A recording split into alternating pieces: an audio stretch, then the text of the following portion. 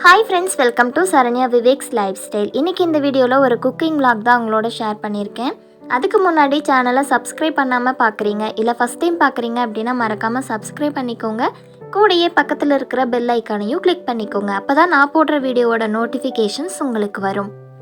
இந்த vlog நான் morning 11:30 எடுக்க ஸ்டார்ட் பண்ணியிருக்கேன். ரசம் வைக்கிறதுக்காக எலுமிச்சம்பழ சைஸில் புளி ஊற வச்சுருக்கேன். வாழைப்பூ பொரியல் செய்கிறதுக்காக வாழைப்பூ க்ளீன் பண்ணிவிட்டு கட் பண்ணி தண்ணியில் தான் போட்டு வச்சுருக்கேன். உங்கள்கிட்ட மோர் இருந்தது அப்படின்னா மோரில் போட்டு வச்சுக்கோங்க, கலர் சேஞ்ச் ஆகாமல் இருக்கும். ஒரு சைடு அடுப்பில் குக்கரில் சாப்பாடு வச்சுருக்கேன், இன்னொரு சைடு வாழைப்பூ வேக வச்சிடலாம். ஒரு பாத்திரத்தில் வாழைப்பூ முழுகிற அளவு தண்ணி சேர்த்துட்டு 1 டீஸ்பூன் அளவு உப்பு சேர்த்து வேக வச்சிடலாம். உங்களுக்கு தேவைப்பட்டுச்சுன்னா மஞ்சத்தூள் கூட ஆட் பண்ணி வேக வச்சுக்கோங்க. ரசம் பொரியலுக்கு தேவையான வெங்காயம், மிளகாய் இதெல்லாமே நான் ஃபஸ்ட்டே ரெடி பண்ணி வச்சுட்டேன். அதனால் இதுக்கு இடையில பாவக்காய் வத்தல் செய்கிறதுக்காக பாவக்காய் கட் பண்ணிகிட்ருக்கேன். ஆல்ரெடி நான் பாவக்காய் வத்தல் செஞ்சு வச்சுருந்தேன், அது தீந்துருச்சு அப்படிங்கிறதால இன்றைக்கி செஞ்சிட்ருக்கேன். பாவக்காய் வத்தல் செய்கிறதுக்கு பாவக்காவை இந்த மாதிரி ரவுண்டாக கட் பண்ணி எடுத்துக்கோங்க. இதில் முத்தின விதை இருந்துச்சு அப்படின்னா அதை மட்டும் ரிமூவ் பண்ணி விட்டுக்கோங்க.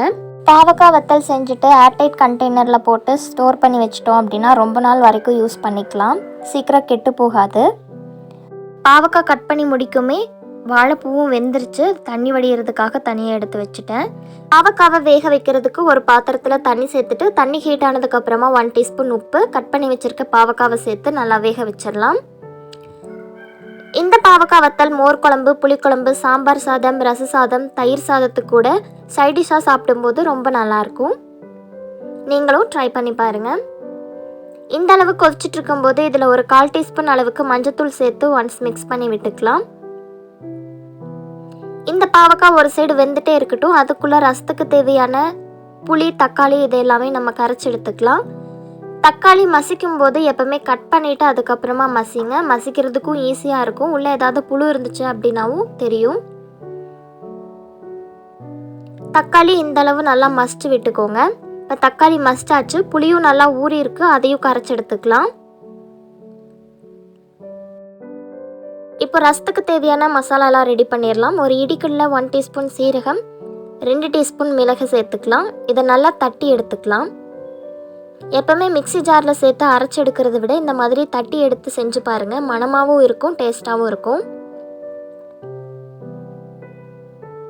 இந்தளவு நல்லா பவுடர் மாதிரி தட்டி எடுத்தாச்சு. இது கூட ஒரு 3 பல் பூண்டு சேர்த்து இதையும் நல்லா தட்டி எடுத்துக்கலாம். நீங்கள் இந்த மாதிரி தட்டும்போது அடியை ஒரு துணி வச்சுட்டிங்க அப்படின்னா அதிகமாக சவுண்டு கேட்காது, இல்லைன்னா ஓவர் சவுண்டாக இருக்கும். ரசம் செய்யும்போது எக்ஸ்ட்ராவாக ரச பவுடர் எதுவுமே ஆட் பண்ண போகிறது கிடையாது, இந்த 3 இன்க்ரீடியன்ட்ஸ் மட்டும்தான். சைடில் பார்த்தீங்கன்னா பாவக்காவும் நல்லா வெந்துட்டுருக்கு. வெந்துருச்சா இல்லையா அப்படிங்கிறத செக் பண்ணி பார்த்துடலாம். பாருங்கள், நல்லாவே வெந்துருச்சு. இப்போ ஸ்டவ் ஆஃப் பண்ணிடலாம். ஸ்டவ் ஆஃப் பண்ணிவிட்டு பாவக்காயில் இருக்கிற தண்ணி ஃபுல்லாகவே வடிச்சு எடுத்துடலாம். பாவக்காயில் இருக்கிற தண்ணி ஃபுல்லாக வடிச்சிட்டு பிளேட்டில் எடுத்து வச்சிடலாம். இந்த மாதிரி பிளேட்டில் எடுத்து வச்சுட்டு வெயிலில் காய வச்சு எடுத்து வச்சுக்கோங்க. நான் ஒரு 3 நாள் வெயிலில் காய வச்சு எடுத்தேன். வெயில் அதிகமாக இருந்தது அப்படின்னா 2 டேஸ்லேயே நல்லா காஞ்சிரும். பாவக்காய் வத்தல் பார்த்திங்கன்னா சூப்பராகவே ரெடியாக இருக்குது. இதை ஒரு ஏர்டைட் கண்டெய்னரில் போட்டு ஸ்டோர் பண்ணி வச்சிட்டிங்க அப்படின்னா தேவைப்படுறப்ப ஆயிலில் போட்டு ஃப்ரை பண்ணி எடுத்துக்கலாம். நான் 2 பாவக்காயில் தான் செஞ்சுருக்கேன் அப்படிங்கிறதால எனக்கு கம்மியான அளவில் கிடச்சிருக்கு. நீங்கள் 1/2 kg 1 kgயில் கூட செஞ்சு ஸ்டோர் பண்ணி வச்சுக்கலாம். இப்போ ரசம் தாளித்து விட்டுறலாம். ஆயில் சேர்த்துட்டு ஆயில் ஹீட் ஆனதுக்கப்புறமா கடுகு, 7 வெந்தயம் சேர்த்துக்கலாம். கடுகு நல்லா பொரிஞ்சதுக்கப்புறமா 10 சின்ன வெங்காயம், ஒரு காஞ்ச மிளகாய், கருவேப்பிலை சேர்த்துக்கலாம். இது கூடயே 1/4 டீஸ்பூன் அளவுக்கு பெருங்காயத்தூள் ஆட் பண்ணிக்கோங்க. என்னோடய கிளிப் மிஸ் ஆயிடுச்சு. வெங்காயம் வதங்கினதுக்கப்புறமா தட்டி வச்சுருக்க சீரகம், மிளகு, பூண்டு இந்த பவுடர் ஆட் பண்ணிக்கலாம். இதை ஆட் பண்ணதுமே பார்த்திங்கன்னா நல்லா மணமாக இருக்கும். இது கூட கரைச்சி வச்சுருக்க தக்காளி ஆட் பண்ணிக்கலாம். தக்காளி வதங்கிறதுக்காக 1 டீஸ்பூன் உப்பு ஆட் பண்ணிக்கலாம். தக்காளி நல்லா வதங்கணுங்கிறது இல்லை, லைட்டாக வதங்குச்சுனாவே போதும்.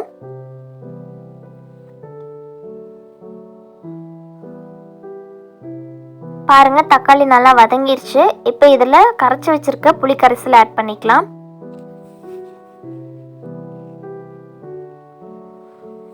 புளியோடைய புளிப்பு தன்மையை பொறுத்து தேவையான அளவு தண்ணி ஆட் பண்ணிக்கோங்க. ஒரு சில புளி புளிப்பாக இருக்கும், ஒரு சில புளி இனிப்பாக இருக்கும். அதுக்கு தகுந்த மாதிரி நீங்கள் தண்ணி ஆட் பண்ணிக்கோங்க. இது கூட ஒரு 1/4 டீஸ்பூன் அளவுக்கு மஞ்சத்தூள் ஆட் பண்ணிக்கலாம். உப்பு பார்த்துட்டு இந்த டைமில் பத்தலை அப்படின்னா ஆட் பண்ணிக்கோங்க. இப்போ இதை ஒரு பிளேட் போட்டு க்ளோஸ் பண்ணி வச்சிடலாம். ஒரு 2 நிமிஷம் கழித்து ஓப்பன் பண்ணி பார்க்கலாம். 2 நிமிஷம் கழித்து பார்க்கும்போது இந்த அளவு நல்லா நொரக்கட்டி வந்திருக்கு. இப்போ இதில் கொத்தமல்லி தழை தூவிடலாம். எப்பவுமே ரசம் செய்யும்போது க்ளோஸ் பண்ணி வச்சு செய்யுங்க, அப்போ தான் அதில் இருக்கிற மனம் அப்படியே இருக்கும். கொத்தமல்லி தழை தூவிட்டு ஸ்டவ் ஆஃப் பண்ணிவிட்டு பிளேட் போட்டு க்ளோஸ் பண்ணி வச்சிடலாம். வாழைப்பூ பொரியல் செய்கிறதுக்கு ஒரு பேனில் ஆயில் சேர்த்துட்டு ஆயில் ஹீட் ஆனதுக்கப்புறமா கடுகு, கடலைப்பருப்பு, உளுத்தம் பருப்பு, வெங்காயம், பச்சை மிளகாய், கருவேப்பிலை சேர்த்து இதை நல்லா வதக்கி விட்டுக்கலாம். வெங்காயம் நல்லா வதங்கினதுக்கப்புறமா வேக வச்சிருக்க வாழைப்பூவை ஆட் பண்ணிக்கலாம். இது கூடயே 1/4 டீஸ்பூன் அளவுக்கு மஞ்சத்தூள், தேவையான அளவு உப்பு சேர்த்து இதை 2 நிமிஷத்துக்கு நல்லா வதக்கி விட்டுக்கலாம். லைட்டாக தண்ணி விட்டு வர மாதிரி இருக்கும், அந்த தண்ணி ஃபுல்லாக ட்ரை ஆக வரைக்கும் நல்லா வதக்கி விட்டுக்கோங்க.